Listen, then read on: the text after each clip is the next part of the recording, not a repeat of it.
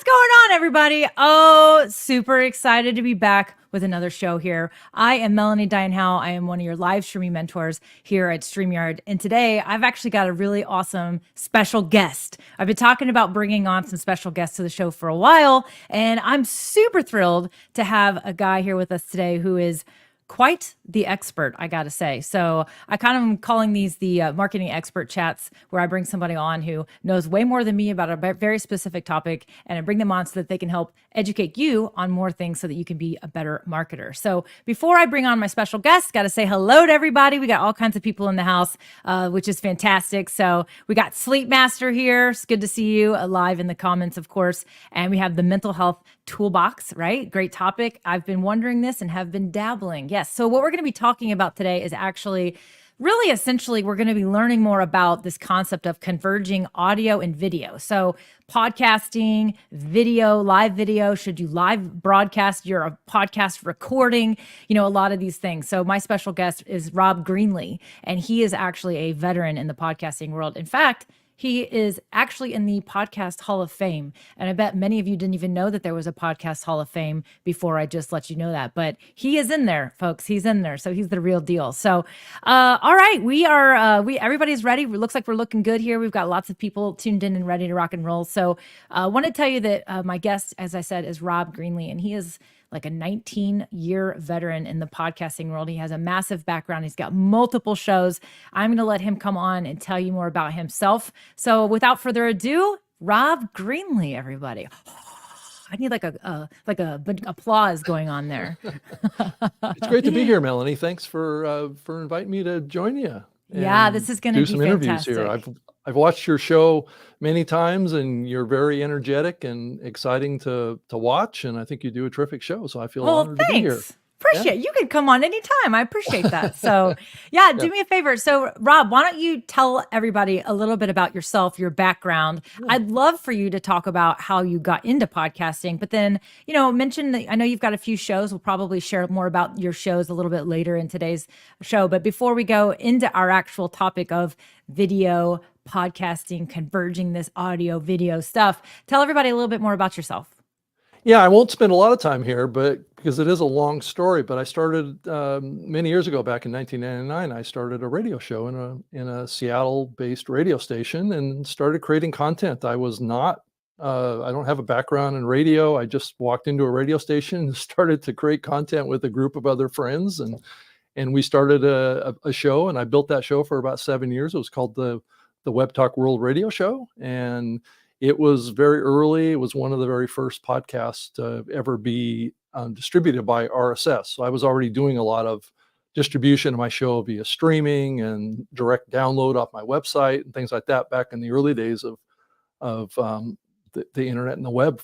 Quite frankly, it was very early days with that. So there wasn't a lot of media consumption over the internet back in those days. So it was something that was growing and developing. And I just started to experiment with things and posted links to a downloadable MP3 file off my website, and started to build on top of that. And then as the medium grew and developed, I started distributing my show increasingly on those platforms, and then started helping other people do the same thing. I had my own servers and things like that I was hosting other live shows and things like that I had built out, because I'm a geek and I like to build technology stuff. So enjoyed doing that. And I took that experience and then went to work for Microsoft and worked on the Zune podcasting platform for about 7 years or so. That was back in the days when Microsoft was actually trying to compete with the iPod back in the early days of this medium, because really the iPod and the Apple platform really built podcasting to what it is today.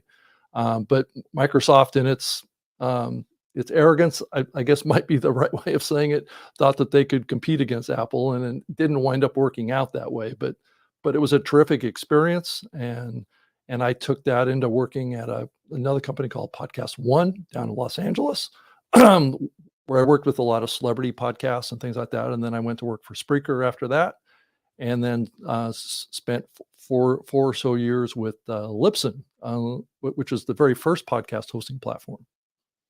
Yeah. So again, quite the vast background, obviously, with all that experience. And, it's funny. I don't think a lot of people realize the reason it's called a podcast is because it was originally an iPod and it was this, feature of the iPods back in the day. So Yeah. obviously the name stuck and it's here. So we're going to be talking about obviously this whole convergence concept of, repurposing your podcast into video content and vice versa, and even talking about live streaming. And I know we've got a lot of people. Michigan UFO sightings and paranormal encounters says this is a great topic, something my wife and I started doing this year. We'll see how it goes. So definitely something that people are wanting to learn about. But before we dive into all those specifics, I do kind of want to like set the stage that podcasting has been around for a really long time, and a lot Yeah. of marketing strategies and things, they kind of come and then they fade out. They can be very trendy, but podcasting, I remember years ago talking with marketing friends, and they're like, oh, I wish I would have started a podcast. It's too late now. I kind of missed the window. And I'm like, no, you didn't. It's like brand new podcasts are getting started all the time. And I'm starting to hear this interesting concept of there's a lot out there, but the quality, like it's almost like if you can create a quality show Hmm. that even though that it feels like a saturated medium, there are still so many people that are looking for new shows and new content and new hosts. So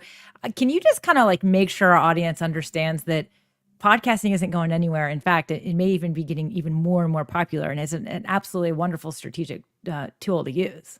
Yeah, it's been a medium that's been growing for many years steadily. It hasn't been hockey stick growth or anything like that, but to kind of button things up a little bit around this topic of convergence is podcasting started as an audio and video medium. Back in the early days of podcasting, I would say probably 30 to 40% of all of the RSS feeds that were distributing content in the podcasting medium were distributing video. Mhm. So it was kind of the same paradigm. It was like a download of the video file versus what we experience more now, which podcasting is known more as an audio medium now.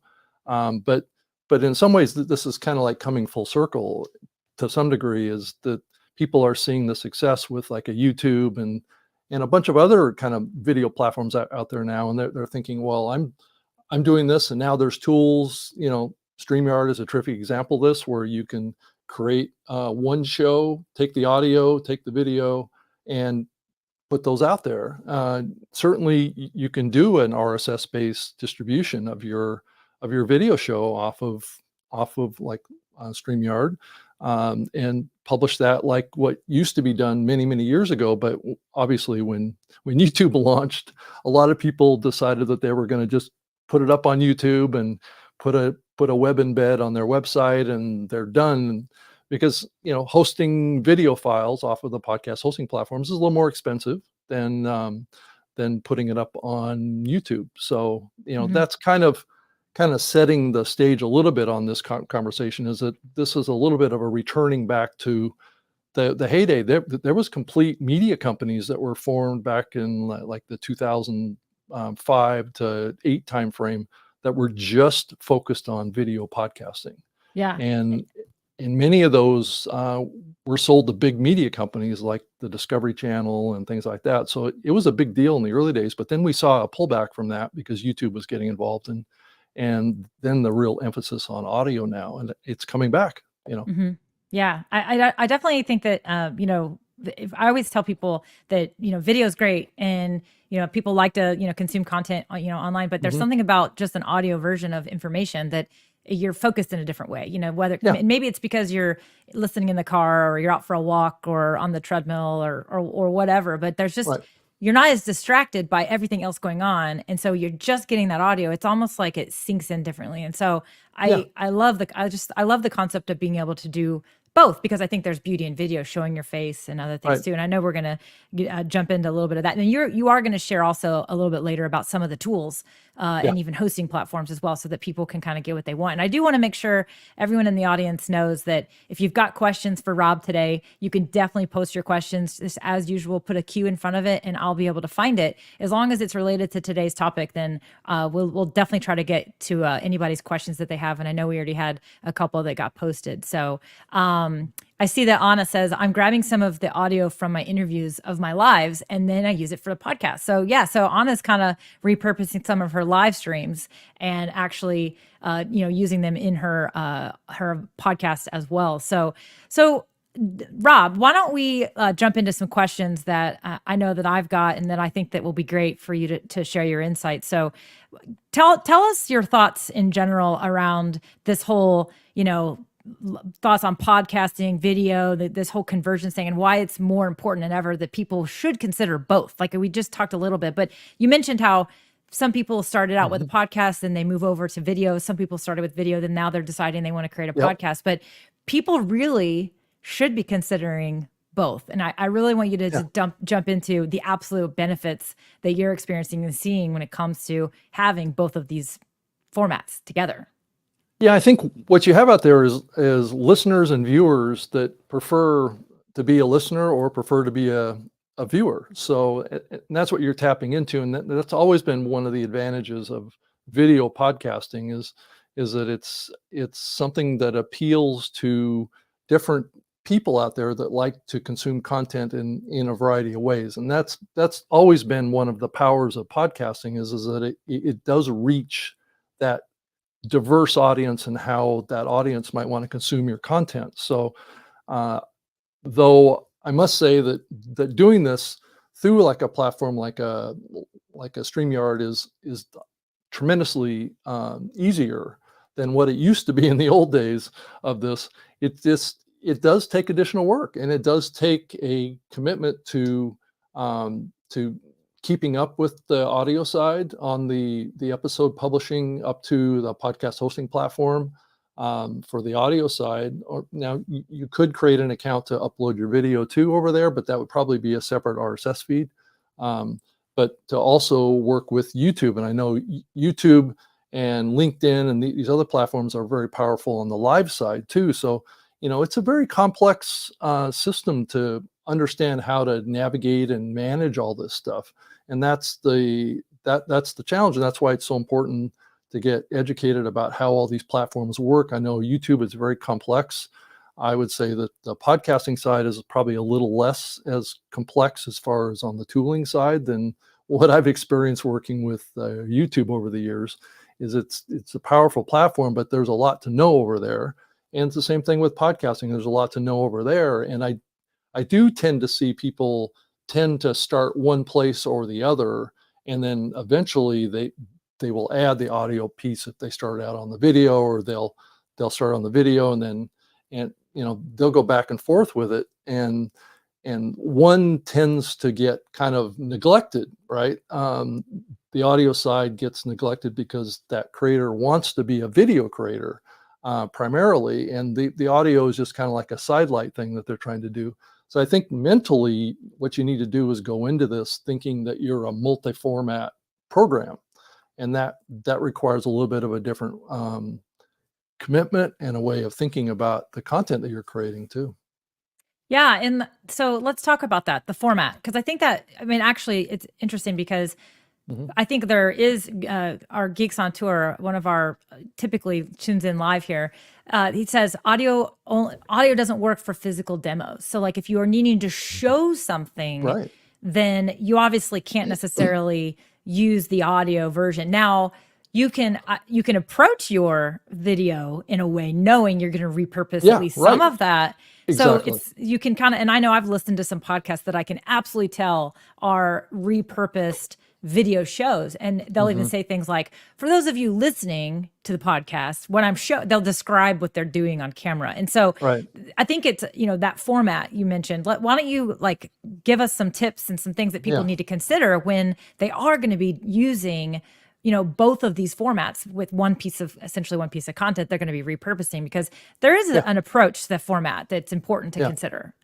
Yeah. And I think your point was perfect there, that I think if you're doing a visual presentation on a video and you want to repurpose that as an audio version, I think you have to keep in mind that what you're seeing on the screen needs to be described to your listeners that are not able to see that screen. So whatever communication you're trying to do, and this is where the challenge is for some podcasters or some video creators, is that what they're doing is extremely visual, right? Because I mean, a lot of information can get communicated in a video that can't be necessarily communicated in audio. So it's this balance, right? It's trying to, as you think about the production that you're doing, is it make sure that you're keeping in mind a balance between your video viewers and your audio listeners, and give them enough where they don't feel like they're getting left out. And Mm-hmm.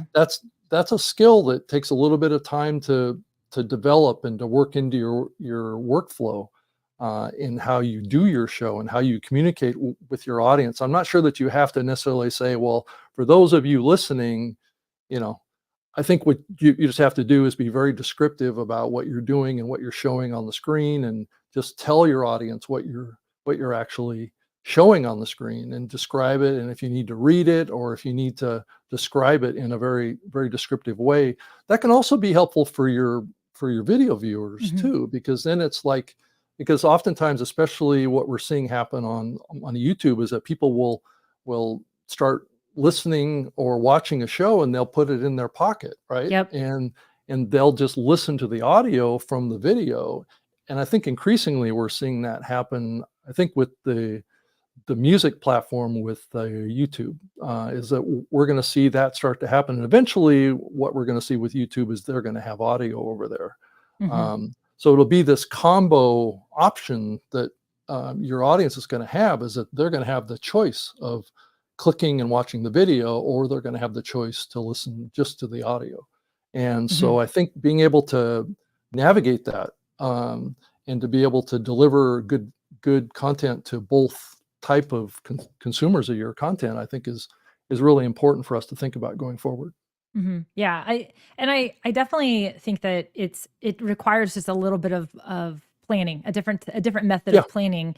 And Yep. not, for the geeks on tour, like, it also doesn't necessarily mean that every single video you create or even live It show that doesn't you have to create be on needs to audio. be exactly. It Right. doesn't, maybe Right. they're not all repurposed that way. So again, it kind of just, I think, goes into your planning. And one of the things that I personally find very, very valuable, and I also love that you pointed out that a lot of people will listen to your video. They won't necessarily watch it, which is why we always say the audio quality is extremely critical. And don't Yeah. go spend, if you have a certain budget, spend your money on a good microphone. Don't spend the money on your camera, because the audio is so critical that people will not tolerate a poor audio video over, they'll tolerate a basic webcam over really crappy audio. And ironically, 2 weeks ago on the show, I had the biggest audio sync issue I've ever had. I was live, and it was like my poor audience members, they were so patient with me, but I'm sure the replay is going to get no views, because it's like, I mean, it's like a 10-second lag. It's a long lag.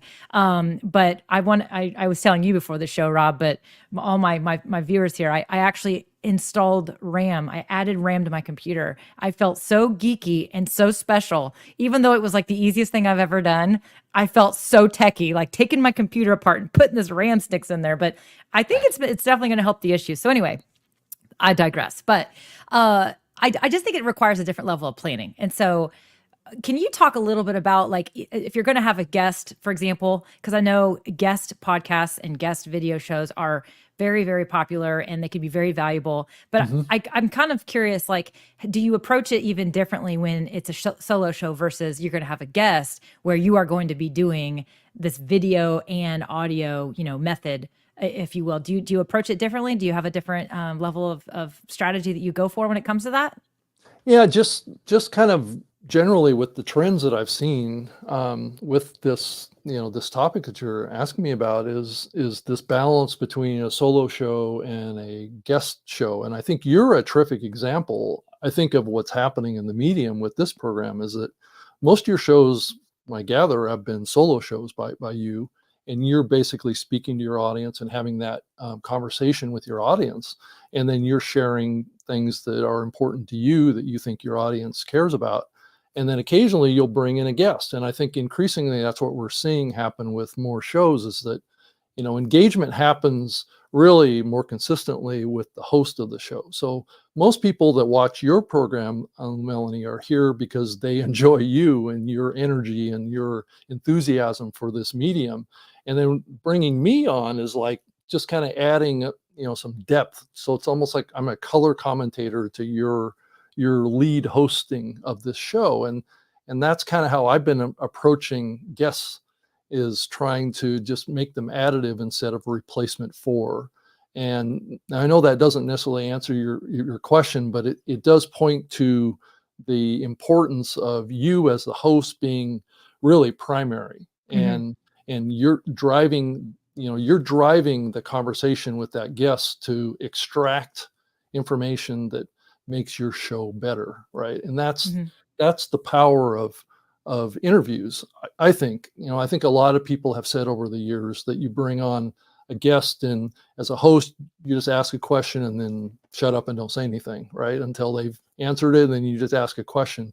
But I think increasingly what people are attracted to is these as more of a conversation. So like what we would have if we met each other at a Starbucks or something like that. Yeah. We were talking about things that, that we have a passion for. And those are the kind of conversations that I'm increasingly feeling like are more connect with viewers today.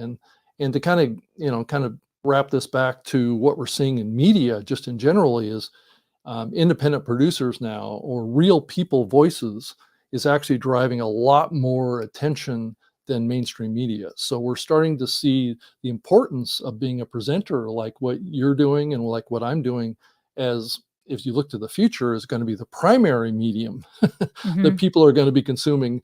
In mainstream media is going to continue to kind of decline because it's not as real, it's not as genuine, it's not as trustworthy of content. And that's the real power of what we're all doing here as you look to the future.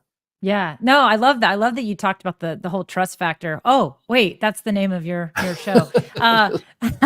But no, I absolutely, that's one of the things that I definitely think is critical and key, is that, that's why I'm such a fan of live video, because I think that it really is how you connect to your audience. And I think that we should definitely dive into that a little bit more, because I know that a lot of people are wondering about live streaming the audio recording, live streaming this video, live streaming this podcast recording. So I want to talk about that, and I want to hear your thoughts on that as well. But I also want to just pop into the comments here, because I've got some great comments from our viewers that I want to just definitely talk about. So Sleepmaster says, podcasts are great for creating a series within your content, but I believe people are more inclined on tuning in with a live video podcast compared to just an audio podcast, but it depends on whose podcast, I suppose. So that's kind of what you were mentioning there a little bit as well. So this is a really interesting comment from the Beauty Bubble. It's possible learning how to podcast will make you a better streamer. I completely agree with this. I think the more content you create, whether it be different formats, I definitely think it just improves your abilities. What have you experienced that? What are your thoughts on that, Rob? Yeah, also I agree that actually doing live actually makes you a much better content creator, just in general. I think it's something that I've always enjoyed, and it came out of my days in radio too, because I did live radio for a few years, and then I took it home and did a whole pre-production side of it for many years as well. But live has a different energy. Live, you have to be pretty focused, and you have to have your thoughts together. It does require more planning to some degree in what you're doing with your program to do it effectively live and not have problems, things like that. And it is a skill that you have to develop over time. It's not going to come to everyone in the first episode, the smoothness of doing a live show, but over time you will learn how to do it, and you'll get better at it. And guess what? Your content's going to grow, and your audience will grow as you get better at it. So, yeah, no, I definitely agree. I definitely that the live streaming is absolutely does make any content creator just better. You run into things, you learn how to just think on your toes, and some of that can be really important, because even if you're just doing a pre-recorded interview, you still got to think on your toes to make that content really valuable and really good. So I know we've got a few questions in the group. I know Francis had a question about platforms. Francis, we'll definitely get to your question. I know we've got a question from Franz about editing. So I definitely want everybody to know that we are going to be taking questions. So if you have a question, put a Q in front of it, and I'll put it in my starred comments so I can come back to it. But I also wanted to point out Johnny Bean. He says, he'll mention that, on his podcast, hey, if you're listening, come on over to YouTube to see the show. Right. So definitely you can drive traffic to both of these platforms, especially if you are repurposing the audio and you have a video version of it. It's a great way for people to learn that you have a YouTube channel as well, because a lot of people I think that there's a lot of discoverability in the podcast platforms. And so they may discover you in the podcast world and not know anything about your YouTube channel. So I definitely think it makes sense to mention and try to, drive traffic to those other places as well. So super, super great. Love it, Johnny. Johnny's one of our common viewers as well, that he likes to jump in here and always has great things to say. So Rob, let's talk about this concept of live streaming your podcast recording, if you will, right? So you're creating a live video, but you absolutely are going to be repurposing that audio into a podcast. I want you to share your thoughts on the advantages of doing this, because I think a lot of people might be a little scared, because here they want to make this great audio recording and it's live and there's so many things to think about. But I first want you to share with us why you think it is a valuable thing to consider and to do, and the benefits of it. But then I also will follow up with maybe some things that people need to think about when they are going to do it, and so you can kind of help them not make some mistakes as they approach that style. So tell us the benefits of live streaming your audio recording. Yeah, I think it's really a powerful way of connecting with people. I think people like to see each other, and I think that the live part and the interactivity, and this show is a great example of it too, with the interactivity with the audience, being able to ask a question and being able to engage at that level is really something that really hasn't been possible really at the same level. This gets back to like the old days of talk radio, right? Where you would have listeners call in, and this whole talk show concept is a powerful way that radio has used for many years to engage with their audience and to create that conversation. And that's essentially what the potential is with this live stuff. I've seen shows all over the map with engagement in audiences, and sometimes it's hard to know. There's this X factor that's involved in creating community connection, and it sometimes takes time to build that. But to have loyal listeners coming in that you've been able to kind of build a trust relationship with, and that's really the key here is being consistent, being there for them, talking about them in your program, which Melanie, you do a terrific job in this show of doing that, and engaging with people that are listening to your program is really the key to make live really effective. And I've been doing live shows with my new media show for like 12 years. So we've been doing this live for a long time. So I've been doing it a long time. But I also have spent many years doing pre-production too. And I find pre-production can be a little bit not as enjoyable of a process, because you tend to feel a little bit more relaxed about the production. It's almost like, I used to play competitive basketball. I used to play in college and things like that.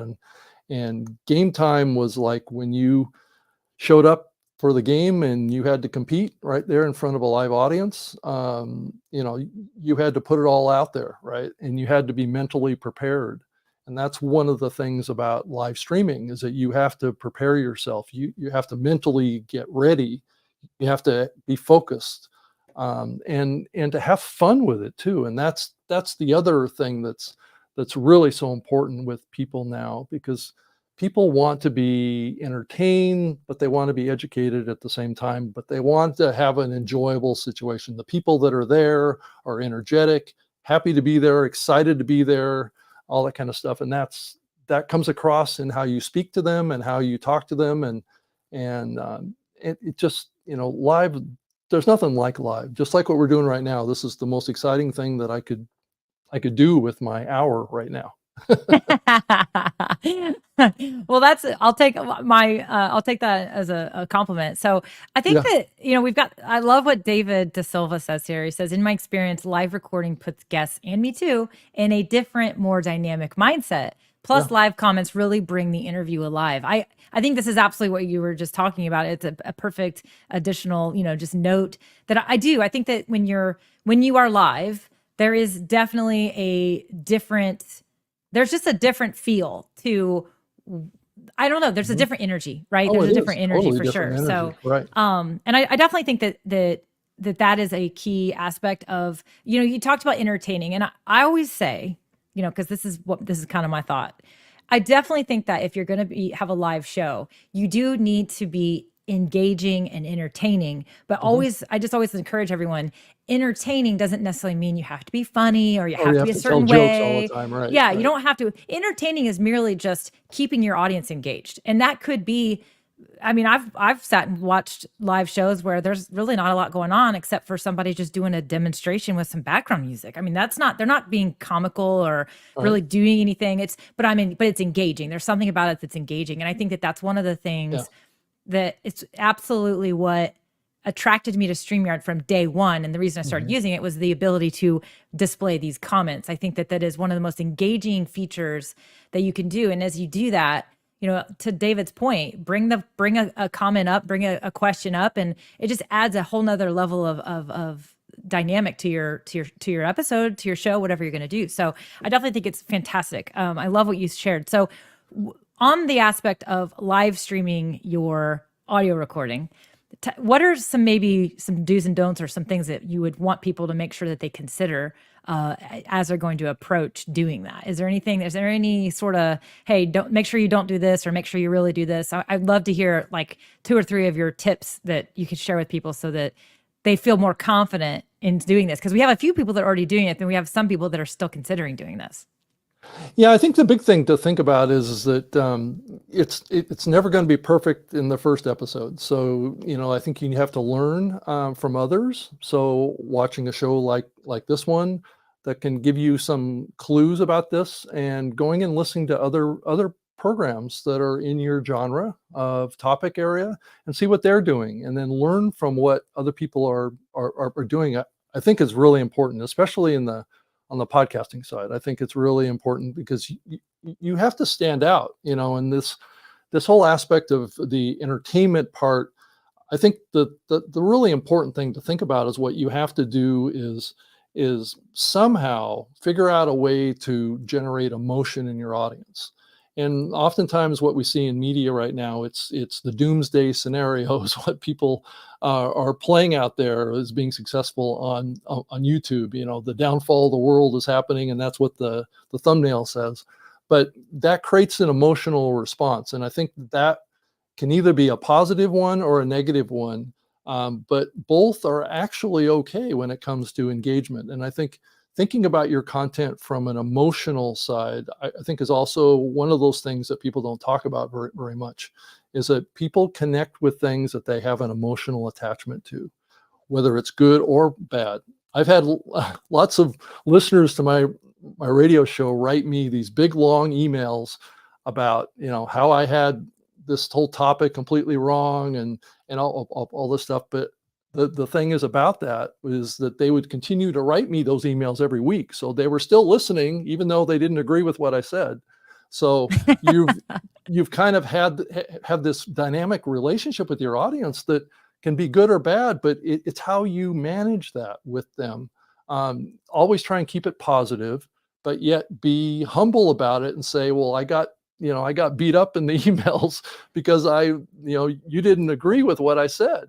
But this is how I see it, and I respect what your perspective is. And I think that type of conversation with your audience is important, because in a variety of topics, it can be rather controversial. And especially now, we all have to be, as content creators, we do have to be careful, because some of the platforms are looking over our shoulders per se to make sure that we're being kind out there and not putting out too much false information, but Mhm. there are alternatives, more free speech type platforms like Rumbles and things like that. So if you want to have more extreme content, there are avenues for that.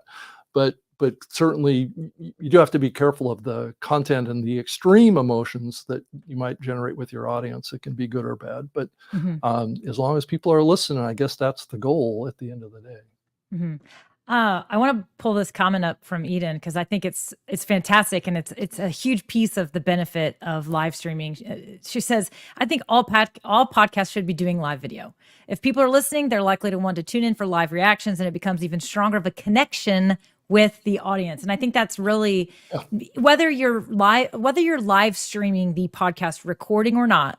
I do agree. I've always said having that podcast and letting your audience get that education or whatever it is, inspiration, but then being on live video and being able to interact live with your audience, that's where you build the deep relationship. That's where you have people who let you be 10 seconds out of sync in your audio and they're forgiving and then still come back for more. You build the relationship. And I think there's nothing out there that builds a relationship with your audience like live streaming. And so even if you are just wanting to grow your podcast, build the relationship with your audience with the live videos, and it also, to your point, that feedback and that interaction you're getting, I think a lot of times pre-recorded or even just, text content like on Instagram or something, your message can come out, as you said, if it's a topic that's sensitive, it can come out one way. But if you're live and they can hear your voice, your tone of voice, and you can see the reactions live, you can kind of be like, well, that's not what I meant. You can address it right there in the moment. You can,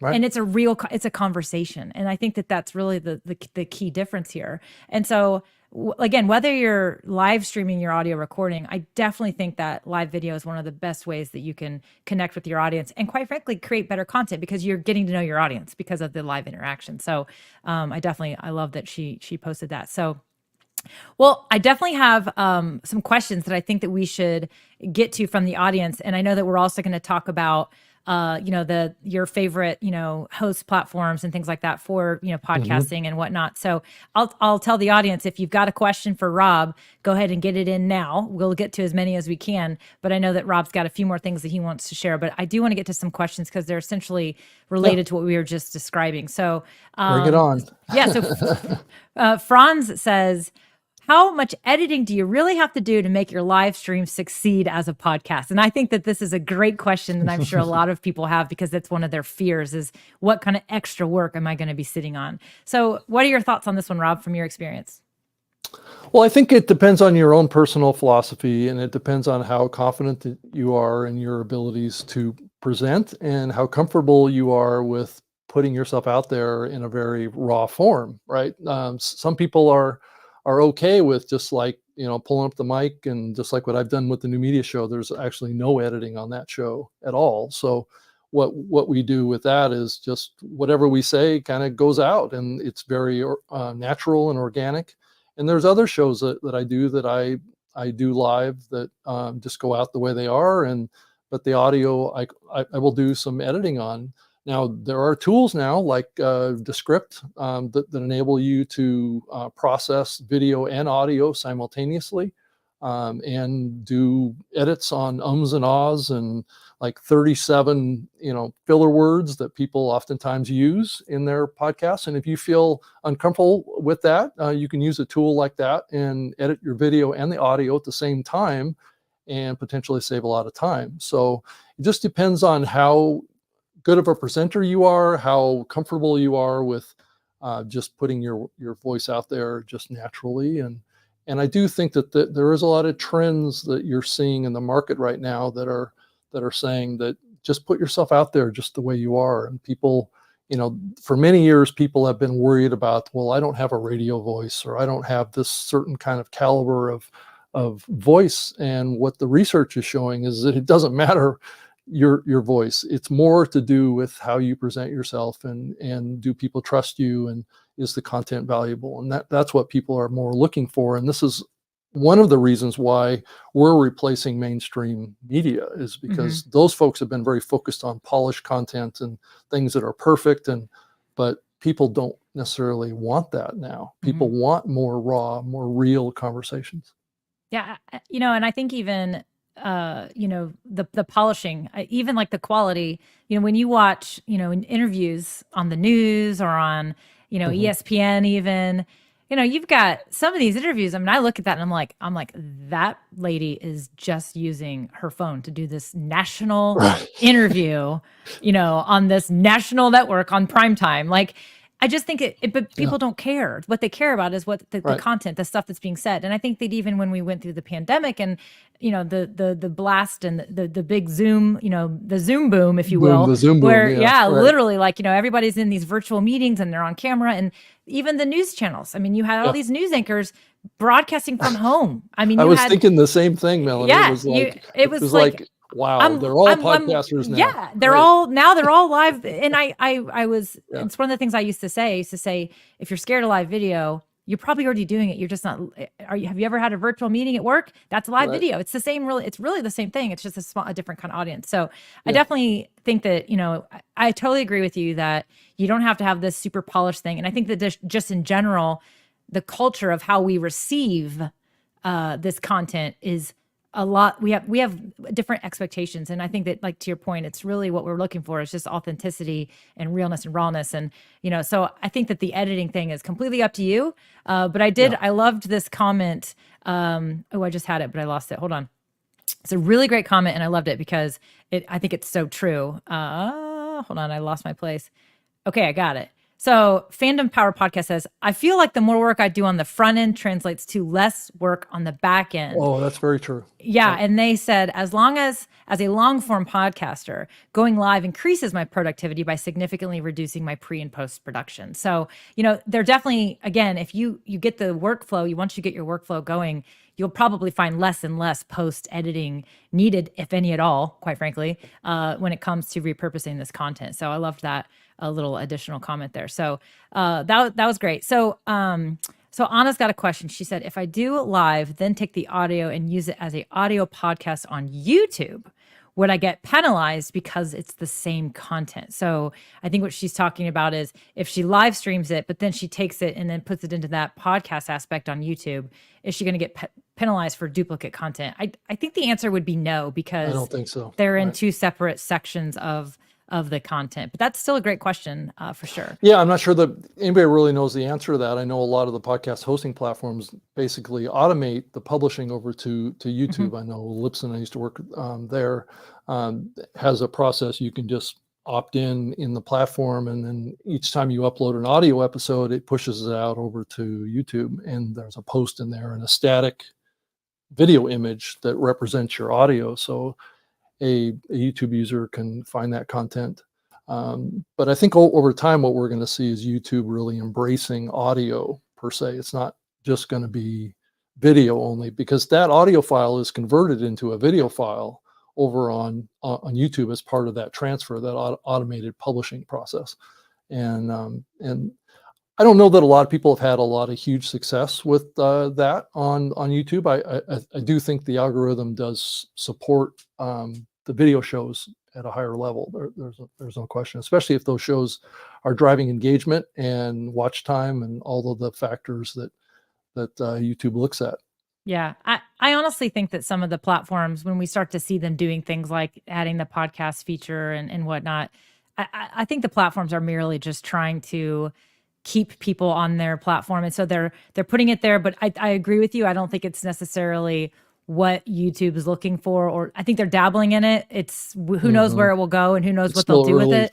for audio Yeah. for them. And then Yeah. there's also Spotify now, and Hmm. other places that you can publish. And there's rumors about TikTok coming Hmm. also on this side with podcasts. Hmm. So we'll have to see how that converges. So you're seeing these big platforms, YouTube, Spotify, and TikTok, think more about this convergence strategy, like I'm talking about, increasingly. So you'll have a show, and there'll be an audio version and a video version on Yeah. those Okay. platforms. Yeah. So, okay, we've got some more questions that I'm going to kind of buzz through here. So, Video for Bosses, she said, I'm not sure if this question has been covered, but if you're thinking of starting a podcast and want to live stream, should you start a whole new YouTube channel? So what are your thoughts on that one, Rob? Well, I didn't take that approach. I had my own YouTube channel just under my name, Rob Greenlee, and I've got 3 different shows that I have in there, and all 3 of them are considered podcasts.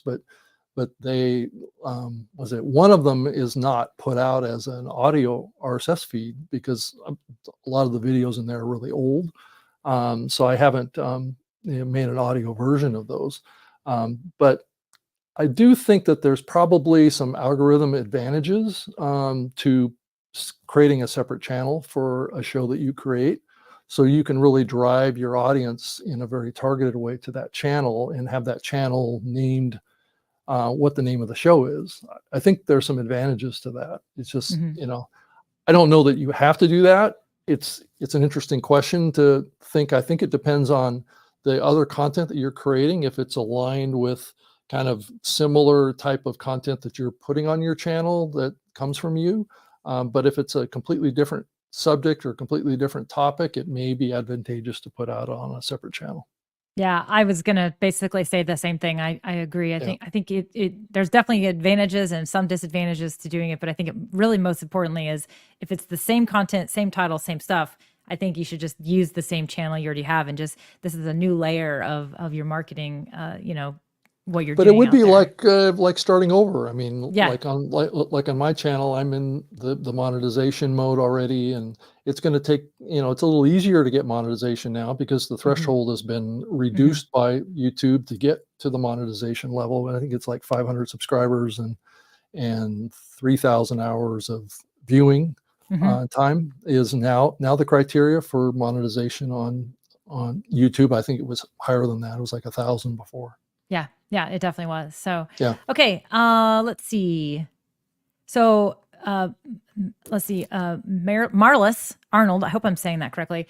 I stopped doing regular live streams because my audience got too busy once the industry picked up after lockdown. Should I record my podcast interviews live? If no one is watching. So, I mean, here's what I would say. Is no one really truly watching, or is it maybe that we just need to get back to it? So I think a lot of times we create this myth in our mind that no one's going to watch our live show, but maybe not at first, but it does take time to get there. And you do have to, let people know you have a live show. You can't just create it and expect people to show up. So there's certainly a whole marketing strategy around getting more live viewers. But what are your thoughts on if somebody's just kind of starting out and they have a small audience and live streaming an interview, even if they don't have an audience that's engaging live and watching? What are your thoughts on that? It's a great question. I think keep in mind that when you're going live into all these platforms like Facebook and Twitter and YouTube and stuff, that show is going to be saved on the platform and on instant replay. So even though you don't have anybody listening or viewing your live during you're doing it live, there's going to be replay opportunities that are going to be made instantly on those platforms.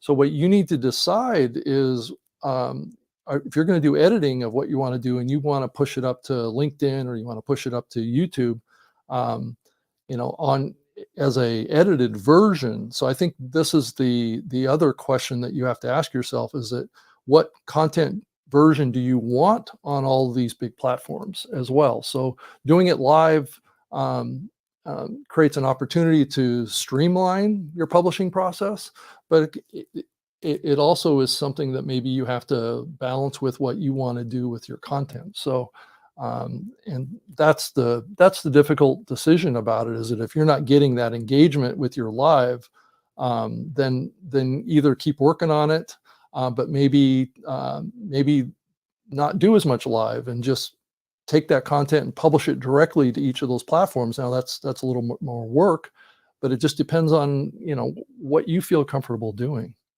Yeah, no, I love that. I think that's great. I think that's great advice for sure. For her. So, got a couple more questions that I want to get to. And then I want to talk about, your thoughts on some of the tools and also the platforms where people can be hosting their podcast. Cause I know we've got some people that are wanting to know that as well. So this question is interesting. So exactly. Erica says, is there a way to add the photos and video clips you describe in the podcast for download or viewing without setting up an entire website? So let's say, for example, you're live streaming, but you are using visuals and you are going to be using that audio for your podcast. is there a way where for your podcast listeners, I think what Eric is asking is your podcast listeners, what's an easy way for you to say, if you want to see these visuals that that I showed on screen or whatever, if you're listening to the audio version of this, however you want to say it, what are your thoughts on how to make it simple and easy for them to be able to access those?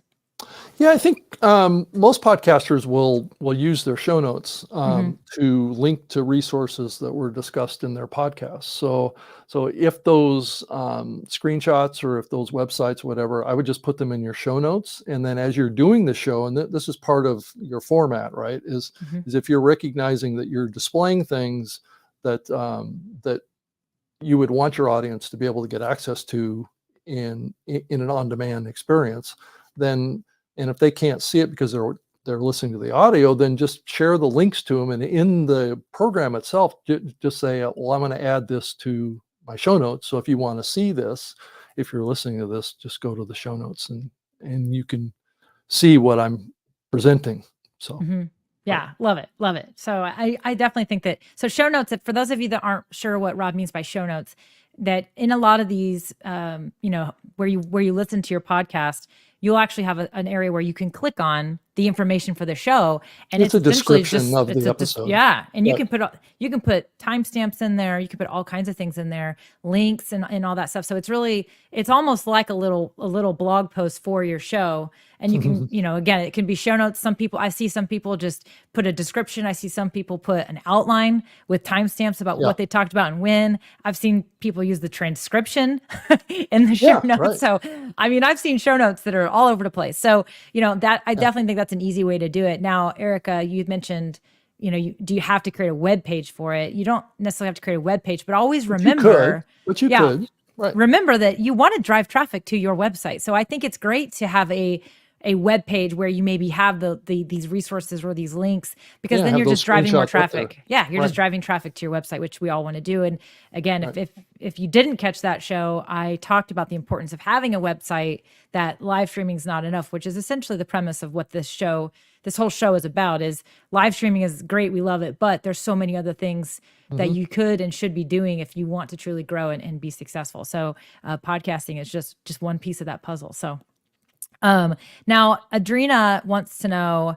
what's the name of the editing tool you mentioned for the audio and video filler words? That's Descript is what it is. And I wanted to also mention on your point about show notes before, because there are AI tools now, and one of them is called CapShow, that you can process your audio file and it'll automatically generate links to segments of your program that you can publish into social media, and then it will also create show notes for you. So it'll generate all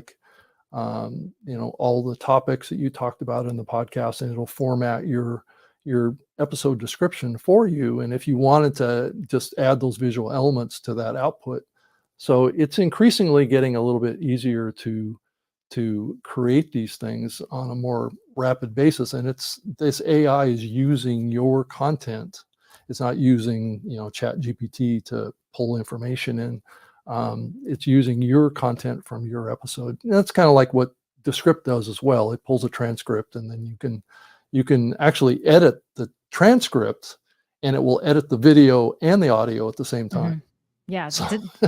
Descript is a pretty fascinating tool. It really is. You and I were talking about it before the show. It has a little bit of a learning curve, but once you learn the power of it, it can absolutely make your post-production workflow a lot better. And Descript is, you can find it at descript.com. It's DESCRIPT.com. Adrena says on the Apple Store. So I think that is definitely, Descript is a web-based tool that you can then download to your computer, of course. It's a client software that you install on your computer. But one thing to think about with the editing in Descript, it actually edits the ums and the ahs out of your video too. So what can happen in that is that it can create kind of like these quick jerks in the video. So when you use a tool like this, I think it's really important to, when you're speaking, to keep yourself relatively still, right? So you don't have big jerks, and you're not moving from one side to the other, and you're saying things, because then those cuts will look pretty dramatic in the. Yeah, there's a reason I don't use Descript. Right. So I'm a little more. I'm a little too animated in all really my stuff. Moving around, right? Yeah, right. I'm a mover and a shaker, that's for sure. So it's kind of part of it, but that's okay. That's okay. All right. You don't want your video jumping around, right? Yeah, you got to be. There are definitely some things, and those are things that you just get used to as you learn these tools and the quirks of them. So I wanted to make sure that everybody knows I did put, if you're watching on YouTube or of course on Facebook, I did put some links about how you guys can learn more from Rob before he jumps into his last kind of set of insights here. But you can go to robgreenlee.com and learn all about Rob and his history. And you can also see links to all of his various shows that he has, which I'll have him tell us a little bit about those shows here in just a second. But you can also subscribe to him on YouTube. He's got a YouTube channel, of course. So just look for Rob Greenlee. Just type Rob Greenlee in the search in YouTube and you'll find him. He's right there. Definitely check out, because a lot of the stuff that we're talking about today, you can see it and see how Rob does it by checking out his channel and, of course, his podcast. So definitely one of those things that you'll want to check out. So our friend Coffee Talkin' Tech is here. He says, hello, Melly Mel. It's good to see you, my friend. So Rob, before we close today's show, I am going to have you talk a little bit more about your shows. But before we do that, I know that everybody's interested in some of the best places to host their podcasts. And so I saw a few questions. Simplified Accounting with Cheryl had a question related to this, and I saw a few others as well. So why don't you share some of the ways and some of the apps that people should be using or hosting platforms that make, doing some of this stuff and hosting their podcasts much easier. So share some of your favorites with the group here. Yeah, so there's kind of two ends of the spectrum when it comes to podcast hosting. There's platforms that support audio and video publishing, and then there's other podcast hosting platforms that just support audio. So you have kind of this spectrum a little bit, and I think the most least expensive platform to host video podcasts. So if you wanted to put out a video version of your show out in an RSS feed to like Apple Podcasts or whatever, I think Podbean has got the best value of a hosting plan for video podcasting. So if you wanted to go that route, Podbean is a terrific platform. I spent some time working for them, and they have a very robust platform, and there's lots of people using it, lots of podcasts. It's been around. It's probably the second oldest platform in the podcasting space as far as hosting. And then the other one I used to work for is Libsyn. That's the very first podcast hosting platform, and they support audio and video publishing as well. It's probably a little more expensive on the video publishing side than a Podbean, but on the audio publishing side, they have terrific plans and things like that. So Podbean, Libsyn, and another one is Blueberry, which is a platform that really focuses on being very, very supportive of those of you that are using WordPress. So if you're using a WordPress website, the PowerPress plugin for Blueberry is a very powerful solution, which means that you can do everything, publish an episode page, as well as publish your episode to Blueberry through that plugin for WordPress. So their pricing is very reasonable as well.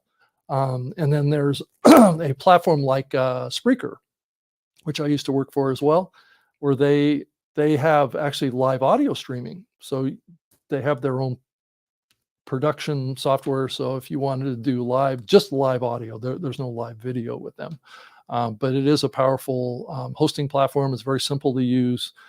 They've got good monetization tools, and it's a powerful platform. It's actually owned by iHeartRadio, is who owns that platform.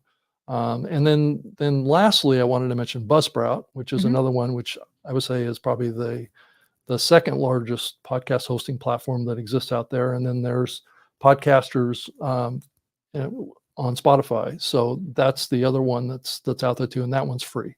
So yeah. Buzzsprout is definitely, I use Buzzsprout, and I think it's so easy. It's just so easy. Oh, it's a terrific platform. Yeah, I think one of the things that I think that people are a little bit fearful, you mentioned a little bit earlier about, creating content on YouTube and putting your stuff on YouTube, there's a lot of dynamics to it. And podcasting does have dynamics. There's things like, I mean, it's important to have a good title and a good description, and there are some aspects to it. But I think a lot of people don't realize that literally when you use one of these tools, you upload your file, you type in your stuff, and it does the rest of the work for you. It distributes it to all these different platforms. You just have a little bit of that upfront setting up and connecting your accounts, but they all make it so easy. They just make it so easy. And one of the things I really like about, I don't know if the others have it, but Buzzsprout's got this magic mastering tool. Right. Yeah. And so if your audio levels aren't perfect or whatever, you pay a little bit more, and it's going to use AI, everything, it's everywhere, to really make your podcast sound better. So it's just, even if you're not really comfortable with your editing, all these platforms have ways to make it easier for you. So I definitely think that as we, at StreamYard we like to keep things simple, and podcasting is not something that anyone should be afraid to do. I think it's definitely, you don't have to be perfect. You can have as many ums and ahs in there as you want. And it doesn't have to be, it's not as complicated as people think. And it really is a really, really, really strong marketing strategy and platform to use to get more eyeballs on your videos or whatever it is you're trying to do. So this has been a great discussion, Rob. I gotta say, I'm super excited. Like I said, you're my first special guest on the Master Your Marketing with Mel show. And I definitely am so blessed and so excited that you were my first guest, because I thought this was great. It was an awesome discussion. The audience, you guys asked great questions. I thought it was fantastic. And I hope that everybody got a lot of value out of the show. I think that they did. And we're seeing a lot of really good positive comments. But before we close today's show, Rob, I definitely want you to tell the folks about your shows a little bit. So I know you've got multiple shows. So if you could just give us a quick rundown about the different shows you have. And as I mentioned, everybody, you can learn about these shows and get links to them when you go to Rob's website at robgreenlee.com. So definitely check that out. But tell us a little bit about your shows, Rob, before we close out today's show. Yeah, I've got a variety of programs that I'm working on. I mean, I'm using these programs to experiment with tools and to continue developing my skills too. So, I mean, I've been doing this a long time, but old dogs can learn new tricks. So that's my motto going forward. And so I have a show called Trust Factor. I think it's one of the most important topics in our world today is, who and what do we trust as we look into the future? And that's the topic that I'm focused on. That, I mean, I share that title sometimes with people, and it's like it takes them a minute to kind of catch on with what I'm trying to do there. But I think as we all think about our lives, figuring out what we trust, what we don't trust about what we're hearing in the media, what we're hearing in the world around us, and just our lives is a critical piece right now, and especially as we see the developments around AI technology. And I'm also working on a project around a new show that's focused on kind of AI technology as well. That hasn't launched yet, so it's actually still in the development phase, and it's going to be Unaligned is the name of that. And then I also have been doing a 12-year show called New Media Show. It's at newmediashow.com, and it's also available off my YouTube channel. So we do that show live, and it goes to my co-host channels as well as my channels simultaneously. So it's going out to like 12 different accounts out there, live every Wednesday at 3 p.m. Eastern, noon Pacific. And so that's a show I've been doing a long time. And it's all about the podcasting industry. And we've talked a lot about video and YouTube, and I also have guests on that show as well, but it's primarily a co-host type of situation. My co-host is the CEO of Blueberry, which I mentioned earlier as a podcast hosting platform. And so we've been doing that show for a long time. And lastly, I'm doing like an EV car series called Behind the Wheel. I've been doing that for about 16 years. So that's enough about me, Melanie. As you all can tell, he knows what he's talking about. He knows what he's doing. So he's got the experience. So again, you can follow Rob over on YouTube by searching Rob Greenlee in the YouTube channel, or just go to youtube.com/Rob Greenlee, and you'll find everything he just described and talked about. So Rob, again, this has been so awesome. I can't say thank you enough. I super duper appreciate you coming on and sharing all your wisdom with our audience. This has been fantastic. And you know what? I could totally see you coming back for another another show sometime. I think Awesome. that we could even take the conversation even further. So if y'all would like to see Rob come back on the show, definitely let us know.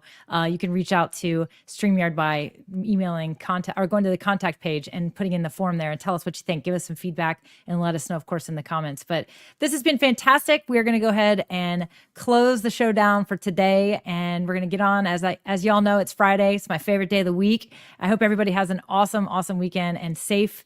And we'll see you guys next time. Make sure you're subscribed to the channel so you don't miss any more of our live shows and awesome videos that we put up. So thanks, Rob. Thank you, everybody. Take care. Thank you, Melanie.